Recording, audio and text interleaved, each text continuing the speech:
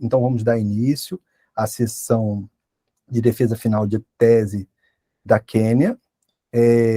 Kênia, pelas nossas normas, e aí eu falo para você e para os demais membros da banca, você tem 50 minutos para sua apresentação, né? E esses 50 minutos que você tem podem ser prorrogados por mais 10 minutos, se houver necessidade. Uma vez feita a sua apresentação, nós passamos para o processo de arguição, em que você terá a arguição por cada uma das examinadoras, e cada membro da banca vai dispor de 30 minutos para proceder à arguição, e você igual tempo para responder, cabendo o diálogo mediante acordo mútuo. No nosso processo acho que os professores todos já são familiarizados, obviamente, a última etapa, ela defende a tese agora, né, diante da banca. Em sendo aprovada, você tem 60 dias para fazer os ajustes finais para, portanto, depois fazer a entrega do material definitivo para constar na base Minerva, né, como tese publicada na UFRJ. Então, na qualidade de presidente, quero agradecer a todas as professoras arguidoras, e também, Kênia, desejar a você uma boa apresentação, um bom trabalho, e que vai dar tudo certo, vamos entender assim, né? Que vai ficar, você vai conseguir fazer a sua defesa do seu material com qualidade e chegar a um bom curso nesse processo. Então, boa apresentação para você. Obrigada, professor. Em primeiro lugar, queria agradecer a presença de todos aqui também, né, nesse momento. Minha chefe está aqui também, do INTO, colegas da Marinha. Eu vou compartilhar a tela. Minha filhada também está participando, ela entrou aqui agora, olha.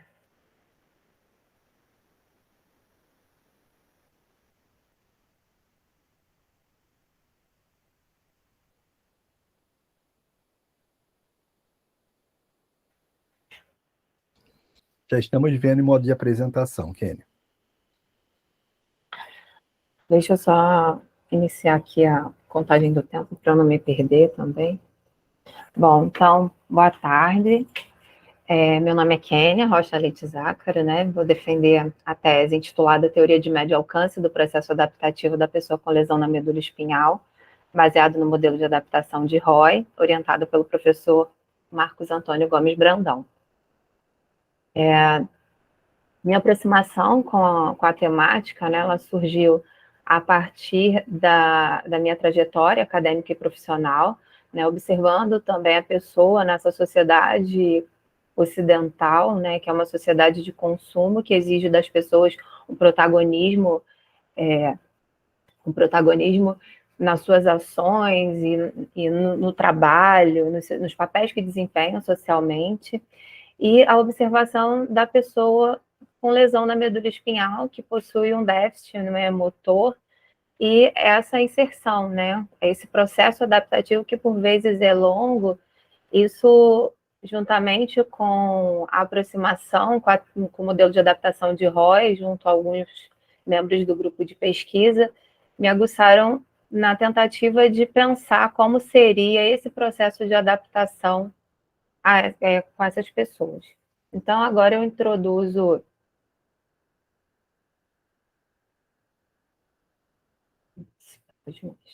Eu começo, então, a introdução da tese propriamente dita, né?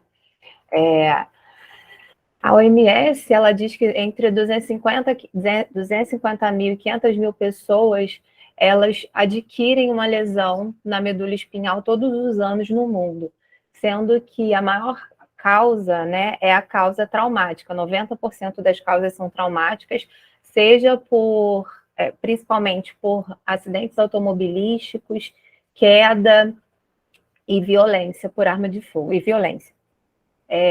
Nesse sentido, também temos 3 casos em homens para uma mulher, então a população principal acometida é entre indivíduos do sexo masculino, na idade jovem ou idosos, e essa condição, né, essa lesão, ela tem uma perspectiva tanto fisiológica quanto funcional, que é quando a gente tem uma redução ou término mesmo, ausência de motricidade e de sensibilidade logo abaixo do nível da lesão. Logo após o trauma, há uma série de eventos celulares que promovem essa interrupção nesse circuito neuronal, né, com hemorragia, edema, reações inflamatórias que fazem com que haja necrose desse tecido e, por isso, uma redução nesse circuito. Essa perspectiva que é fisiológica ocorre não só a nível celular, mas também a nível sistêmico, né, com problemas respiratórios, cardíacos, vesicais, intestinais, enfim. Nessa perspectiva, esses desdobramentos fisiológicos, eles também já se iniciam com uma perspectiva psicológica, emocional, social e espiritual de enfrentamento. Então, essas pessoas elas já começam a pensar sobre como será esse déficit motor, como será a autonomia, achava-se que todas as pessoas que sofressem lesão teriam uma depressão, um transtorno depressivo ou de ansiedade, sendo que a gente sabe hoje que apenas 30% desse grupo podem desenvolver esses transtornos. Na verdade, a associação também com resiliência, espiritualidade, religiosidade,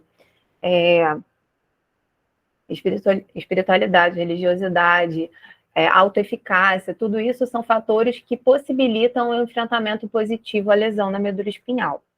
Então, a partir dessas questões, né, que falei muito rapidamente, a gente traçou algumas questões para nortear, né, para orientar a execução dessa tese, que seria: quais os estímulos focais, contextuais e residuais agem na vida da pessoa com lesão medular nos primeiros 3 anos, lesão medular traumática. A escolha desse período de 3 anos é que há na literatura registros de que pode haver algum ganho motor até esse período, sendo que o mais frequente é que ocorra no primeiro ano. Mas como ainda existe essa possibilidade, a gente traçou esse período. Também como se dá o processo de adaptação nesses primeiros 3 anos, após a lesão traumática, nos modos fisiológico, de autoconceito, de função e de interdependência. E quais as intervenções de enfermagem são apropriadas para o alcance desse nível de adaptação integrador da pessoa com lesão na medula espinhal.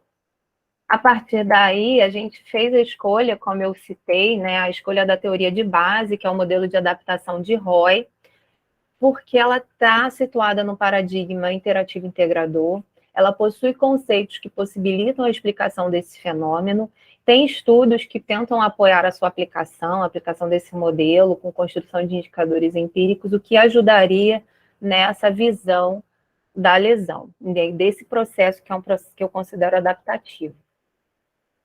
A partir daí, a gente traçou os objetivos da tese, né? Possui como objetivo geral construir uma teoria de médio alcance do processo adaptativo da pessoa com lesão na medula espinhal, baseado no modelo de adaptação de Roy.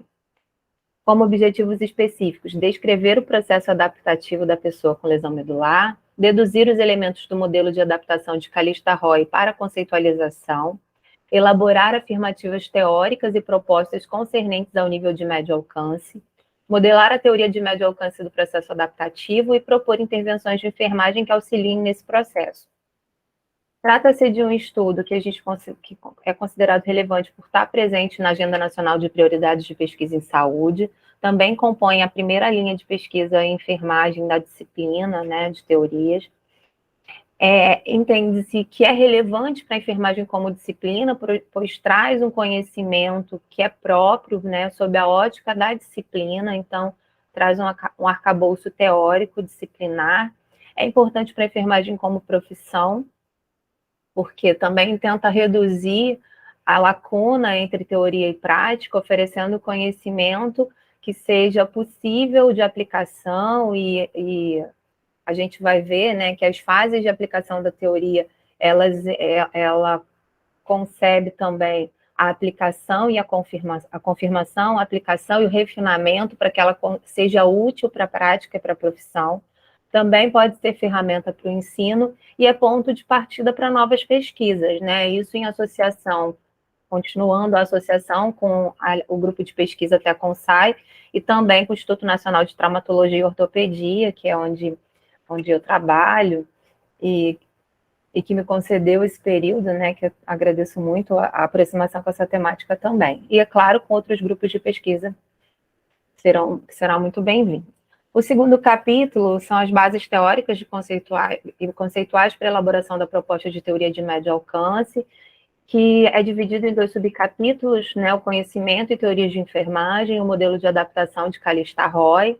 Eu não vou me ater aqui nessas 2 abordagens, para que a gente possa, de fato, falar da própria teoria e o método, né, também, todas as etapas, mas para que a gente possa se concentrar na questão teórica. É um estudo, então, do tipo teórico ou básico, de natureza explicativa.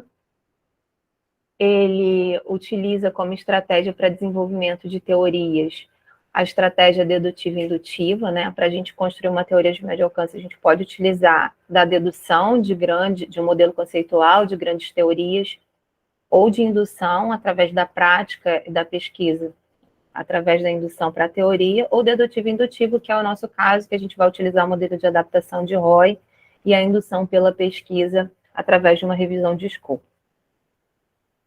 O método que a gente vai utilizar, que a gente utilizou, né, estou falando vai no futuro, e na verdade a gente utilizou, foi o método geral de construção de teorias em disciplinas aplicadas, de Swanson e Schermack, de 2013, que é composto por 5 fases, né, a conceitualização, operacionalização, confirmação, aplicação e refinamento.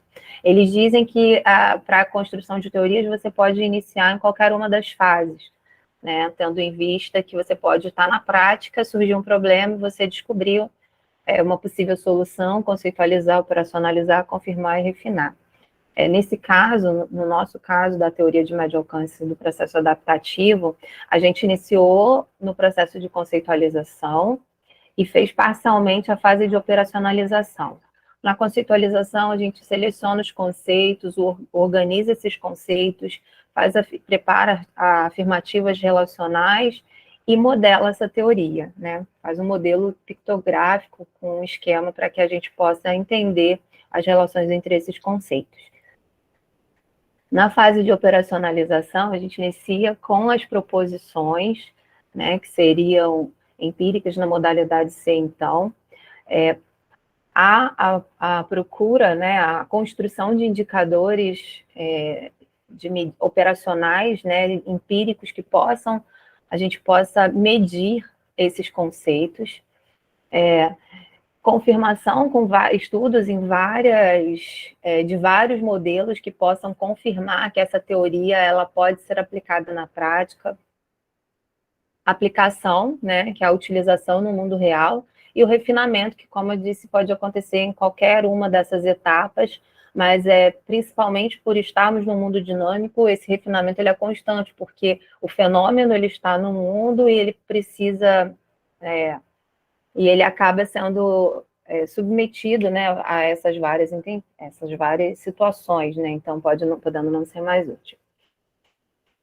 Aqui eu apresento o esquema das estratégias que foram utilizadas. Então, eu traço uma divisão aqui entre nível conceitual e nível empírico para que a gente possa entender as estratégias que foram utilizadas em nível conceitual e em nível empírico nas fases de conceitualização e de operacionalização que foram realizadas nos procedimentos de teorização. Então, no nível conceitual, o procedimento dedutivo, né, teve como dados de entrada o modelo conceitual, que é o modelo de adaptação de Roy, o modelo conceitual grande teoria, as taxonomias de interface da estrutura de Nanda e a taxonomia de referências no MED-CT. É importante lembrar, né, acho que para os professores que estavam na banca de qualificação, que a princípio a gente não ia usar a estrutura de NOMED, né, mas tendo em vista o número reduzido de estudos que traziam resultados NOC e intervenções NIC, nós optamos pela utilização da estrutura SNOMED para que a gente conseguisse alcançar essas possíveis intervenções que não foram alcançadas com a revisão de escopo. Então, a partir desses dados de entrada, na fase de conceitualização, foi deduzido os construtos do mar, foi realizada a correspondência dos conceitos empíricos ao construto do mar, a correspondência dos conceitos empíricos à estrutura de diagnósticos de Nanda e das NOMED-CT.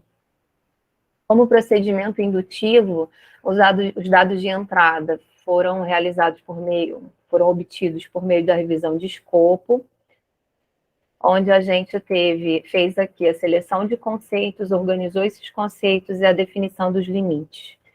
Na fase de operacionalização, então, no nível já intermediário, né, pensando na teoria de médio alcance, que tem esse nível intermediário mais próximo da prática, a estratégia foi a produção das afirmativas, as posições teóricas, os indicadores empíricos, alguns que foram encontrados, e a teoria de médio alcance foi delineada. Então, nesse primeiro procedimento de indução empírica, né, que foi feito por meio da revisão de escopo, a pergunta seguiu o acrônimo PCC, né, População, Conceito e Contexto, tentando responder à pergunta: quais são os processos de adaptação da pessoa nos primeiros 3 anos, após a lesão traumática da medula espinhal, quais intervenções de enfermagem auxiliam nesse processo. Eu não falei, mas foi utilizada a metodologia da Joanna Briggs Institute. A população foram pessoas, os participantes, né, dos estudos, maiores de 18 anos, de ambos os sexos, com lesão traumática na medula espinhal. A gente excluiu pessoas que fossem atletas ou veteranos de guerra, tendo em vista que a gente entendia que poderia haver alguma influência no processo adaptativo. Os conceitos foram aqueles relacionados ao modelo de adaptação de Roy. O contexto se refere aos primeiros 3 anos, desde a ocorrência da lesão traumática. Não houve filtro em relação ao idioma e nem período de publicação. Então, a gente pegou todos os que apareceram nas bases de dados. Essas foram as bases científicas, né, as bases científicas, e as bases de literatura cinzenta foram carregadas no EndNote e as duplicadas foram removidas. As etapas, então, da Joanna Briggs foram seleção por título e resumo, onde a gente utilizou o Ryan, né, que auxilia nesse filtro desses estudos, tendo em vista que a entrada inicial foi de aproximadamente 18 mil estudos, depois a gente vai ver certo o número exato nos resultados. A seleção por texto completo foi feita através de um formulário do Google Forms. A equipe de revisão, né, eu não falei, foi composta por membros do grupo de pesquisa da ConSci, que foram treinados, que fizemos várias reuniões de alinhamento para essa seleção, além de ter feito um estudo piloto também, para ver se havia congruência na interpretação, né, desses resultados. A avaliação crítica dos estudos foi feita também através de um Google Forms, baseado nas orientações da Joanna Briggs. A extração de dados também foi feita por um Google Forms, sendo que a primeira parte desse formulário, foi feita a identificação dos estudos, né, base de dados, objetivos, país de execução, metodologia, nível de evidência, resultados apresentados. A segunda parte foi onde a gente fez a dedução dos construtos do mar, então foram identificados os estímulos focais, contextuais e residuais, bem como os problemas adaptativos e adaptação positiva nos 4 modos, né, o modo fisiológico, de autoconceito, de papéis e de interdependência. E uma outra parte desse instrumento foi o processo de enfermagem de Roy, bem como o mapeamento dos diagnósticos de enfermagem de Nanda, baseado na última edição da taxonomia, e uma última parte, né, com os resultados, se havia resultados NOC, intervenções NIC, intervenções colaborativas nesse instrumento e algumas considerações da extração de dados. É importante ressaltar, essa parte de extração de dados, ela foi feita apenas por mim, né, pela pesquisadora. E, por fim, fizemos a síntese das evidências, uma síntese descritiva, uma tabela onde a gente verificou alguns dados, depois eu mostro, uma síntese tabular e uma nuvem de palavras. Numa segunda etapa, especificando melhor como se deu as etapas das fases de conceitualização e de operacionalização, eu trouxe esse esquema para mostrar para vocês, né? A partir da estratégia indutiva da revisão de escopo, foi realizada a seleção dos conceitos, a análise de indicadores empíricos, agrupamento desses indicadores em conceitos e apresentação da frequência desses conceitos. A gente levou em consideração o princípio de Pareto, né, buscando que 80% desses estudos, né, desses resultados trariam as maiores evidências, né, evidências que a gente poderia confiar. Também entendendo que esse estudo, na teoria, tem bases observáveis indiretos de Kaplan, né, tendo em vista que a gente não está observando o fenômeno na prática, mas a gente está utilizando os estudos, né, artigos, teses, dissertações, monografias que surgiram, que emergiram na revisão de escopo. Então, isso requer um cuidado na hora da gente utilizar esse dado, né, porque ele não é observado diretamente, mas traz para a gente aquilo que a gente queria, né, ele conseguiu trazer para a gente o que a gente precisava para a construção da teoria.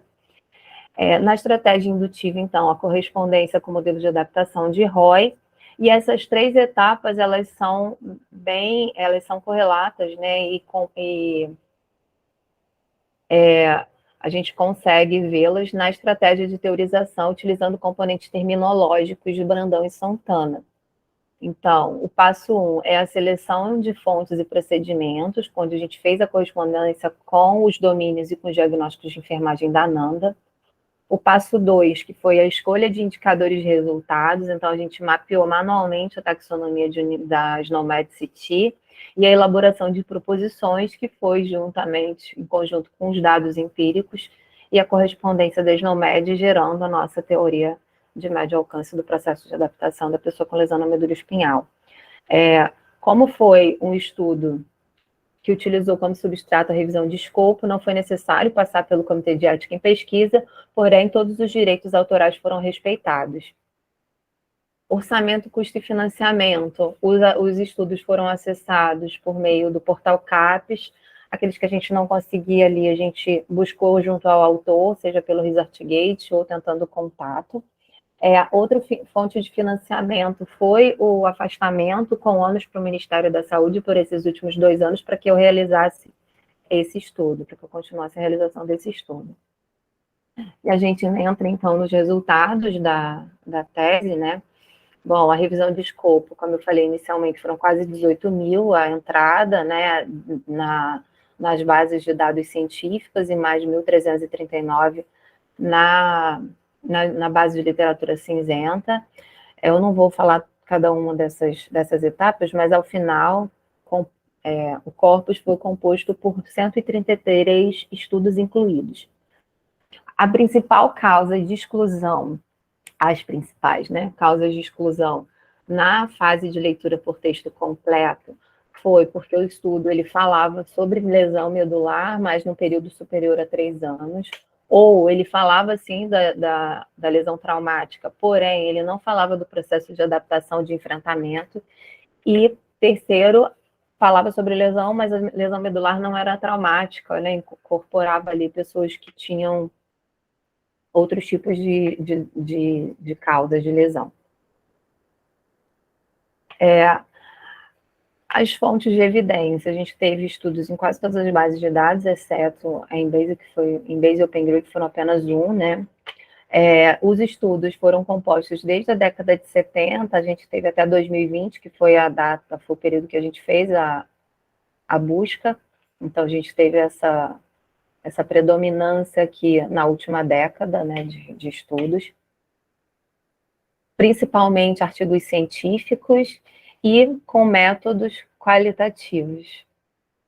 Qualitativo e quantitativo, né, foram os principais. Eu trouxe isso para a gente ver também, principalmente, que os estudos estavam presentes em todos os continentes. Então, a gente tem estudo que na qualificação a gente não tinha tido nenhum estudo da África, né? Então, falava que a África tinha sido o único que não tinha aparecido e que depois do restante a gente teve inclusão de mais dois estudos da África do Sul, mas ainda com predominância para os Estados Unidos, né, como uma potência na realização de pesquisa, e o Brasil correndo aqui, pesquisando também bastante na área, com 24 estudos incluídos.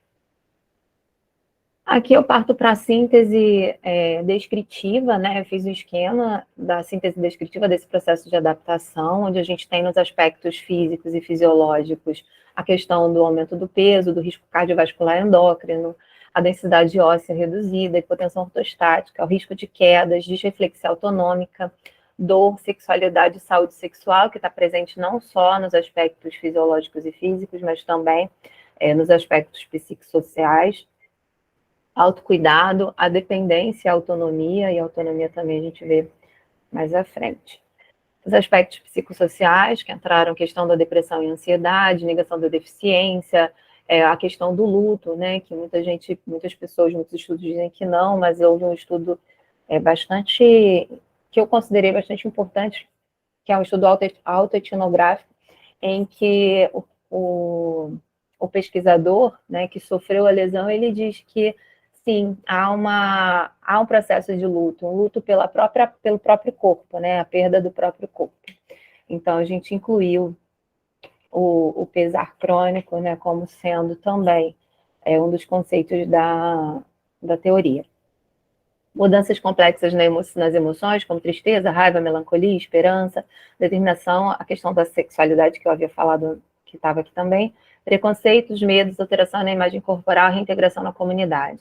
E nos aspectos de enfrentamento positivo, a resiliência, esperança, autoeficácia, valores centrais, visão de mundo, identidade, postura interna, reabilitação, religiosidade, reenquadramento positivo, suporte social, relacionamento familiar, status ocupacional e lazer. Além desses aspectos, os aspectos inerentes ao próprio sistema de saúde e à assistência, né? Então, o acesso ao sistema de saúde, aos serviços de reabilitação e às tecnologias assistivas auxiliam nesse processo adaptativo. Evidenciando aí também a própria questão da diferença, né, econômica, seja no país em que você está, por conta de possibilidades de integração na comunidade, como também do próprio acesso, né, a essas tecnologias.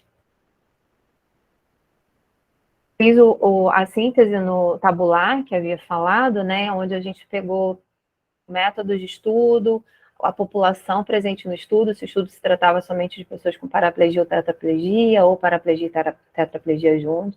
Foi feita uma avaliação desse comportamento adaptativo ou inefetivo nesse estudo, se havia essa presença, quando não foi possível avaliar, a gente utilizou, não foi possível avaliar.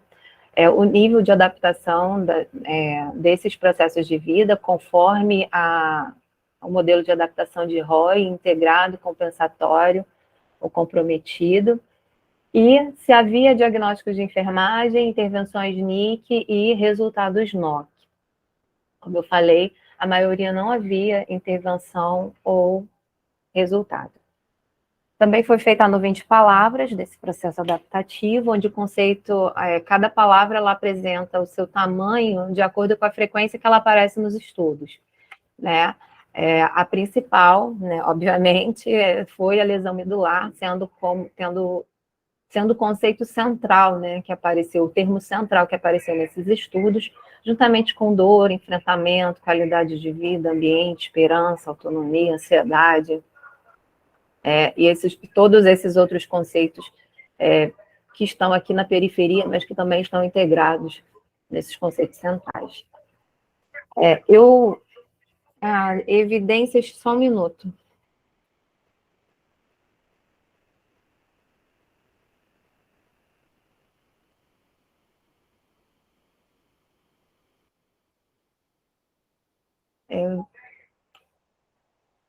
As evidências, Sim, estão me ouvindo? estamos ouvindo.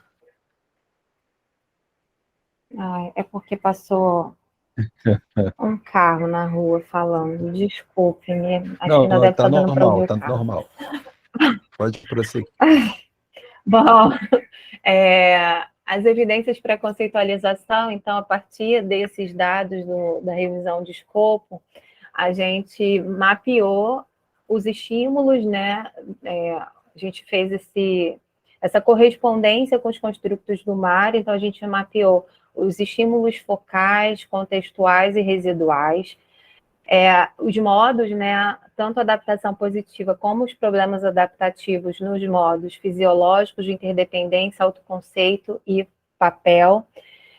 Eu não trouxe aqui, eu ia trazer novamente, mas eu ia ultrapassar muito os 50 minutos, então eu não trouxe aqui essas evidências, né, mas na tese, as professoras leram, a gente tem as tabelas, os gráficos que mostraram o percentual, como apareceu essa frequência desses conceitos em relação à lesão traumática da medula espinhal. Então, como estímulo focal foi principalmente a própria lesão medular, em todos os segmentos da coluna, com todas as classificações de completa, incompleta, EISA de A a D, exceto o EISA-E, não tinha estudos com EISA-E, porque essa classificação, a pessoa ela teve a lesão medular, mas ela não apresentou nenhum comprometimento motor sensitivo. Então, acredito que acreditamos que por essa ausência de comprometimento posterior, não houvessem estudos com essa classificação. Como estímulos contextuais, a gente trouxe as causas, a idade, e como estímulo residual, que é aquele estímulo que tem relação, mas a gente não consegue observar claramente a existência desse estímulo, foram apenas 4 estudos que trouxeram esses estímulos, mas que foram muito importantes para a gente entender a questão do sentido da vida, do significado global que a pessoa dá à sua vida e à lesão, e trazendo isso como uma questão moduladora do processo de adaptação. E aí a gente entra, então, eu não trouxe esses dados das evidências para conceitualização justamente para que a gente pudesse centrar na teoria propriamente dita, né, na teoria do processo de adaptação da pessoa à lesão traumática na medula espinhal. Ela possui como finalidade explicar o processo adaptativo e indicar possíveis intervenções de enfermagem que promovam respostas de enfrentamento efetivas. Possui como limites, né? Ela se aplica a pessoas acima de 18 anos em processo de adaptação nesse período de 3 anos da ocorrência da lesão traumática na medula espinhal, causada por acidente automobilístico, queda e violência por arma de fogo, que comprometeram quaisquer segmentos da coluna, caracterizando paraplegia ou tetraplegia, tendo sido classificadas como ISA A, B, C ou D. Possui uma filiação filosófica, né, uma visão de mundo da interação recíproca, então, justamente por conta daquela questão do paradigma interativo integrador, organicista e totalizador, também concebe esse conhecimento como contextual, subjetivo e multidimensional. Os seres humanos, eles são vistos de forma holística, nesse todo indivisível de suas partes e em interação constante com o meio ambiente, que é uma interação recíproca. Então, é uma realidade multidimensional relativa ao contexto ao qual se insere. Tendo em vista esse delineamento, a gente traçou uma interface com os conceitos metaparadigmáticos de enfermagem e a própria teoria, utilizando os conceitos metaparadigmáticos de Fawcett, que são pessoa, saúde, meio ambiente e enfermagem. A pessoa ela é considerada, então, na teoria, como protagonista do processo de adaptação, sendo um ser que congrega em si as características biológicas, psicossociais, culturais e espirituais que se mostram, né, de forma integrada e indissociável. É um sistema adaptativo em constante interação com o ambiente em mudança. Logo, também está continuamente se transformando e tentando se adaptar. Esse ambiente, seria o espaço físico, tanto interno quanto externo, interação constante, bidirecional, também constituído por pessoas significativas, seu contexto social, cultural e espiritual que influenciam nesse processo de adaptação. Esse ambiente, ele está em movimento constante e provoca na pessoa essas respostas de enfrentamento, né, que são expressas pela modificação desse comportamento. A saúde é o equilíbrio né, resultante desse processo adaptativo, concernente dessa interação entre pessoa e ambiente, e não é simplesmente a ausência de doenças. A enfermagem ela é uma disciplina aplicada na área da saúde, prática social também, cuja meta é a promoção do equilíbrio adaptativo dessa relação interativa entre ambiente e pessoa.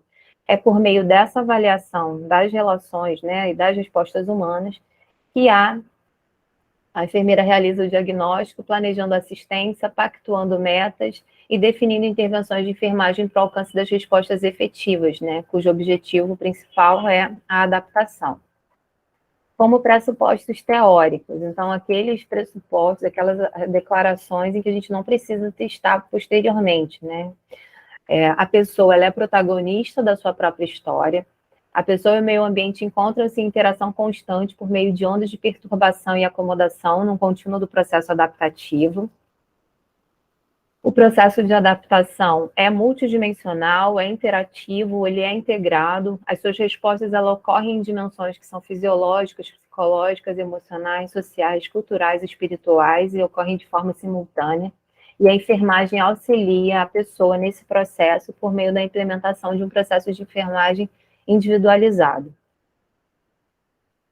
A conceitualização teórica, né? Então eu vou ler aqui exatamente como está, né? Que seria a afirmativa teórica, né? Então o processo de adaptação ele é o processo sistemático e contínuo de respostas de enfrentamento a evento traumático que resulta em lesão da medula espinhal e se expressa por comportamentos que alteram o estado de equilíbrio fisiológico, psicológico, emocional, social, cultural e espiritual, na tentativa de alcançar a integridade da pessoa.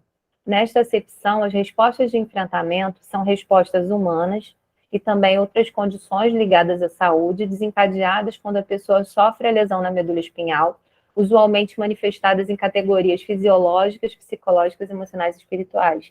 Quando deduzidas no modelo de adaptação de Roy, essas respostas elas se conformam no tipo fisiológico, de autoconceito, de interdependência e relacionadas às alterações de papéis, que são aqueles agrupamentos que a gente vai mostrar logo a seguir.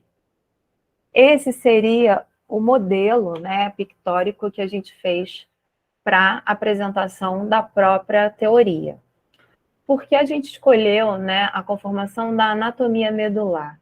Justamente porque a gente viu lá na nuvem de palavras que o conceito central é a própria lesão traumática da medula. Então, a gente trouxe essa anatomia para representar o modelo teórico. Então, o processo de adaptação, ele está central, né, a lesão, a medula central, né, então o processo de adaptação, ele está central. Os conceitos moduladores, eles são os conceitos, né, que nutrem essa medula, então eles estão representados aqui pelos vasos sanguíneos que nutrem a medula ao longo dela, né, desde o início até o final, até a cauda. Essas respostas, né, elas estão respostas humanas de autoconceito mais centrais, as respostas de interdependência fisiológicas, de alteração de papéis, que circundam todo esse processo de adaptação. Então, essa figura seria uma figura tridimensional. E as respostas de enfrentamento, a gente trouxe nas ramificações, né, no neurônio sensitivo, que é o que traz essas informações do ambiente, e o neurônio motor, que é quem responde, né, quem faz a resposta motora. Então, a gente teria essas respostas de enfrentamento representadas por esses neurônios, então, que podem ser respostas de enfrentamento efetivas ou respostas de enfrentamento comprometidas. Aqui a gente traz os conceitos moduladores, né, modulando esse processo adaptativo e essas respostas de enfrentamento. Os conceitos moduladores, eles seriam o sentido da vida, ou seja, aquele sentido que a pessoa dá à sua vida, a postura interna em relação aos desafios, né, se é uma postura voltada para a emoção ou com foco no problema, a gente vai ter uma tendência a respostas de enfrentamento efetivas ou comprometidas. As experiências prévias com pessoas que têm uma lesão medular, né? Então, se a pessoa tem uma experiência com pessoa com lesão, que é uma pessoa que tem uma postura vitimada, né, de vítima, que não consegue interagir, não consegue ter uma reinserção social no mercado de trabalho, isso teria uma tendência a ter uma resposta de enfrentamento comprometida. Já se ela tem uma experiência de uma pessoa que é protagonista, que consegue ter autonomia, resolver os seus processos, essas tendem a ter uma resposta de enfrentamento efetiva. Então, esses conceitos, eles modulam as respostas. Eu não vou falar de cada um dos conceitos, né, mas os conceitos foram agrupados nas respostas fisiológicas, respostas humanas, então, de reflexão autonômica, que são os agravos, né, fisiológicos, as respostas humanas fisiológicas, perdão, de reflexão autonômica, hipotensão ortostática, bexiga neurogênica, intestino neurogênico, dor, lesão por pressão, a mobilidade espacial autônoma, que é um conceito da teoria, atividade física, autocuidado, as respostas de autoconceito, ansiedade, autoconsistência, autoeficácia, autoestima, esperança e desesperança, espiritualidade, imagem corporal, sentimento de impotência, pesar crônico, resiliência, sentimentos positivos e sentimentos negativos, sofrimento espiritual, as respostas às alterações de papéis, que são as alterações de papéis, conflitos de papéis, desempenho de papel ocupacional ineficaz, inclusão social e comunitária, atividades de recreação, processos familiares interrompidos, sexualidade, participação em grupos, adequação afetiva, autonomia. Esses aqui são os conceitos de relações de interdependência, né? Adequação afetiva, autonomia, pessoas significativas, relacionamentos significativos, relações de interdependência, sistemas de apoio, o suporte reverso, o risco de ansiedade da separação. Todos esses conceitos, eles foram trabalhados tanto em relação aos indicadores empíricos, quanto ao mapeamento de diagnósticos de enfermagem de Nanda, quanto o mapeamento da taxonomia de referências no MedCT, exceto quando não havia, quando a gente não conseguiu mapear esses conceitos dessa forma. A partir dessas respostas humanas, a gente pode ter um agrupamento em respostas de enfrentamento efetivas ou comprometidas. Aqui estão alguns, né? Normalmente, essas respostas efetivas estavam ligadas a diagnósticos de enfermagem de promoção à saúde, então, disposição para autogestão de saúde melhorada, para resiliência melhorada, para enfrentamento melhorado, para autoconceito melhorado, para esperança melhorada, para bem-estar espiritual e para religiosidade melhorada. E alguns comprometidos que também, quando a gente faz a discussão dos conceitos, né, agrupados nas respostas humanas, algumas respostas, tanto comprometidas, também estão presentes. Então, seriam aqui a autogestão ineficaz, conhecimento deficiente, síndrome pós-trauma e enfrentamento familiar comprometido. Eu trouxe aqui um conceito para vocês entenderem aquilo que eu falei em relação à presença nos estudos, na taxonomia de referência e na taxonomia de interface, né? Eu trouxe mobilidade espacial autônoma, porque ela tem uma definição aqui que é diferente quando a gente procura, né? A gente vai ter sempre a mobilidade física prejudicada, a gente pensa, né? E, na verdade, eu queria trazer um conceito que englobasse também a autonomia, a vontade, né? Então, a mobilidade espacial autônoma, ela é definida aqui como uma limitação da mobilidade independente e autônoma nos espaços do domicílio e da comunidade, com objetivos de autocuidado e atividades de vida diária. Ela inclui a mobilidade física, mas não está restrita a ela, né? E quando a gente pegou a taxonomia, tanto o mapeamento feito para os diagnósticos de Nanda, como na taxonomia de referência, a gente observou a presença muito mais voltada à mobilidade física prejudicada. Então, aqui na taxonomia de referência do MedCT, eu mantive os termos em inglês, tendo em vista que a SNOMED, ela não tem tradução para o português, então a gente não tem uma tradução fiel, já aceita, então eu preferi manter o termo, os termos em inglês, para que não ocorresse nenhuma fragilidade, né, na tradução. Então, a gente tem a mobilidade prejudicada como um achado, né, clínico na SNOMED, a mobilidade em cadeira de rodas prejudicada. Houve aqui uma sugestão de uma escala de avaliação e os procedimentos que poderiam ser feitos nesse caso, né? Então, a avaliação da mobilidade, a avaliação do déficit da mobilidade, a gestão desse déficit, o auxílio com a mobilidade e ações de aconselhamento, guia, educação na mobilidade e transferência. Então, esse seria na SNOMED e os conceitos que surgiram na taxonomia de Nanda a partir do mapeamento dos estudos. Então, a gente teve mobilidade física prejudicada, mobilidade prejudicada em cadeira de rodas, capacidade de transferência prejudicada e risco de síndrome do desuso. Cada um desses diagnósticos, né, a gente trouxe abaixo as características definidoras, frequência, fatores de risco ou fatores relacionados, dependendo do diagnóstico, né, que fator de risco, que fator relacionado, condição associada, população em risco. Esses não são exatamente ipsilítero que está na Nanda, né, porque esses são os que apareceram no mapeamento dos estudos. Então, claro que a nomenclatura é exatamente igual e é igual, né, mas não estão todos as características definidoras de cada um desses diagnósticos. E aí a gente entra nas afirmativas relacionais, que foram construídas com base nesses conceitos, nessas relações. Então, primeiro, o processo de adaptação da pessoa à lesão traumática na medula espinhal é caracterizado por respostas de enfrentamento que são moduladas pelo sentido da vida, pelas experiências prévias e pela postura interna em relação aos desafios de forma recursiva e por um ambiente de inclusão social e comunitária. As respostas de enfrentamento, elas são compostas pelas respostas humanas fisiológicas de autoconceito, de alteração de papéis e inerentes às relações de interdependência. As respostas humanas fisiológicas são disreflexia autonômica, hipotensão ortostática, bexiga neurogênica, intestino neurogênico, dor, lesão por pressão, mobilidade espacial autônoma, atividade física e autocuidado. As respostas humanas de autoconceito são autoconsistência, autoeficácia, autoestima, resiliência, espiritualidade, esperança, ansiedade, desesperança, impotência, pesar crônico e sofrimento espiritual.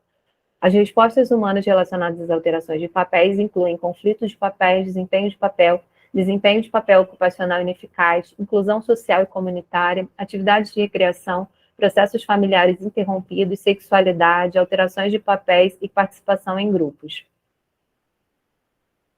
A sexta afirmativa relacional. As respostas humanas das relações de interdependência são adequação afetiva, autonomia, relacionamentos significativos, sistemas de suporte, suporte reverso e riscos de ansiedade de separação. A dor compromete a mobilidade espacial autônoma, a prática de atividade física, o autocuidado, a autoconsistência, a autoeficácia, a autoestima, a autonomia, o desempenho de papel, a participação em grupos e em atividades de recreação. A mobilidade espacial autônoma inclui a mobilidade física prejudicada, porém amplia seus limites ao estabelecer relações estreitas com a autonomia, com a autoeficácia, autoestima e esperança. As reivindicações pela inclusão social e comunitária devem estar presentes nas agendas, pois estão associadas a um maior engajamento em respostas de enfrentamento efetivas.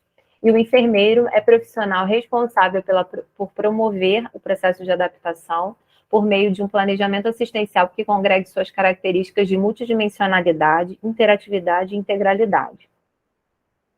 Aqui, então, a gente traz a modelagem teórica. Então, todos os conceitos, eles estão aqui presentes.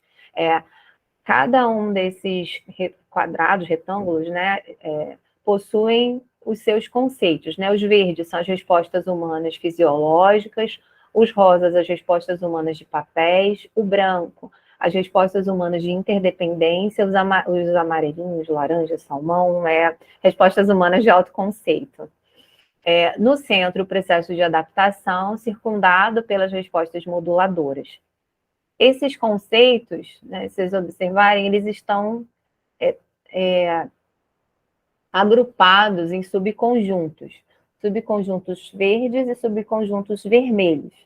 Esses subconjuntos verdes tentam demonstrar, né, demonstram que, em conjunto, esses conceitos eles tendem a produzir ou produzem respostas de enfrentamento efetivas. Os retângulos vermelhos, os subconjuntos em vermelho, eles produzem respostas de enfrentamento comprometidas. Por exemplo, na presença de sentimento de impotência, a disreflexia autonômica, a hipotensão ortostática, bexiga neurogênica, intestino neurogênico, lesão por pressão, produzem respostas de enfrentamento comprometidas. Quando na ausência do sentimento de impotência, mas na presença de autocuidado, de sistemas de apoio, de uma mobilidade espacial autônoma, de autonomia, de atividade física, de desempenho de papel, de atividade de recreação, participação em grupos, de inclusão social e comunitária, a gente tem respostas de enfrentamento efetivas. Kênia, eu não vou falar iniciar o processo da prorrogação dos 10 Já? minutos, tá? Faltam 3 minutos. Não vai dar tempo de eu terminar, mas de Tá bom, qualquer mas então forma a gente, não, sem problema, só para você Não entender vai dar que vai dar tempo, só para você se planejar. Sim, tá bom. Já estamos na operacionalização. Prometo que eu vou tentar ser breve. Bom, as proposições, então, são essas declarações para teste, né? Então, se a primeira proposição, se a pessoa reafirma seu propósito de vida e protagonismo, então há maior possibilidade de adaptação. Se a pessoa possui experiências prévias positivas de acessibilidade e inclusão social de pessoas com deficiência, então há maior possibilidade de produção de respostas de enfrentamento efetivas. Se a postura interna em relação aos desafios é proativa, possui como foco o problema, então há respostas efetivas ao processo de adaptação. Se a postura interna em relação aos desafios está focada nas emoções e em sentimentos negativos, então há barreiras para que o processo de adaptação se desenvolva. A dor, ela pode gerar respostas de enfrentamento comprometidas, como sentimentos de impotência, pesar crônico, desempenho de papel ocupacional ineficaz e risco de ansiedade da separação. Quanto maior a liberdade para exercer a sua volição, ou seja, o seu desejo de forma independente e autônoma, para além da função física, maior será a sua participação no autocuidado, na prática de atividade física, nas atividades em grupo e de recreação, desempenho de papel social, construção e manutenção de relacionamentos significativos e saudáveis, integração social e comunitária. A presença de resiliência, esperança e espiritualidade podem aumentar a autoeficácia, a autoestima e a autoconsistência, quando relacionadas a respostas de enfrentamento efetivas.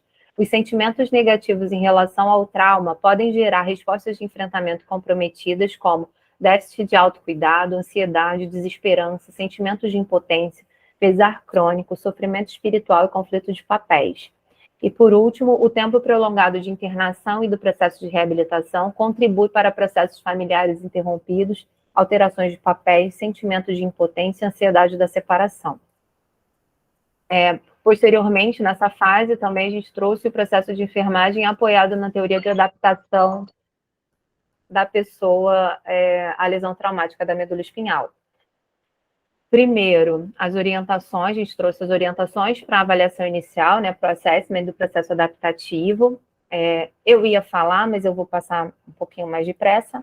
Então, a gente fala primeiro sobre as orientações em relação ao contato empático, enfermeiro-pessoa, essa avaliação inicial das respostas humanas fisiológicas, das respostas humanas de autoconceito e das respostas humanas relacionadas às alterações de papéis e de interdependência.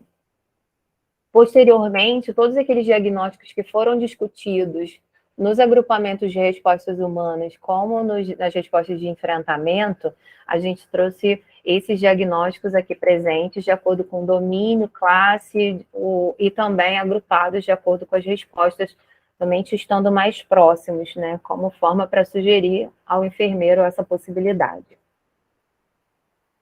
Então, vou passar. E os resultados de intervenções de enfermagem, embora tenham sido poucos estudos, a gente trouxe aqui a presença, né, tanto dos resultados de enfermagem NOC, que foram mapeados, quanto das intervenções NIC que estavam presentes. E um guia para avaliação e indicação prescritiva utilizando a taxonomia de referência. Então, a gente fez, né, pela taxonomia, a gente fez umas perguntas, o que ocorre seriam as disorders, o que é observado, então os achados clínicos, as entidades observáveis, os atributos, como isso poderia ser avaliado através de uma escala de avaliação, e o contexto no qual isso ocorre seria a situação, e quais as possíveis formas de manejo e gerenciamento desse tópico através do procedimento e dos regimes terapêuticos. Então, fizemos, né, os mapas mentais de acordo com essa taxonomia, então, por exemplo, aqui a dor, né, o achado. que você pode encontrar na sua avaliação, os atributos, a escala de avaliação analógica, a situação, né, de alívio da dor, alívio completo, alívio parcial, e os procedimentos e terapias que poderiam ser utilizados. Isso para cada um dos conceitos em que a gente conseguiu o mapeamento na SNOMED CT. Como considerações finais e defesa da tese, então, eu trago aqui os objetivos para a gente checar, né? Então, primeiro objetivo específico, descrever o processo adaptativo da pessoa com lesão medular. A gente conseguiu, através da revisão de escopo, da síntese e na teoria, deduzir os elementos do modelo de adaptação de Callista-Roy. A gente conseguiu fazê-lo, né, através dos elementos, das evidências para conceitualização e também da própria construção teórica de acordo com esse modelo. A elaboração das afirmativas teóricas e proposições concernentes ao nível de médio alcance. Então, a gente construiu, elaborou afirmativas e as proposições, modelamos a teoria, através do modelo pictórico e da modelagem também teórica. E, por fim, então, acho que a gente conseguiu alcançar o objetivo geral, que é o de construir uma teoria de médio alcance do processo adaptativo da pessoa com lesão da medula espinhal. Então, eu defendo a tese de que a teoria de médio alcance desse processo de adaptação da pessoa à lesão traumática da medula espinhal descreve e explica o fenômeno, além de sugerir possíveis intervenções que promovam respostas de enfrentamento efetivas. Eu trouxe aqui algumas das referências.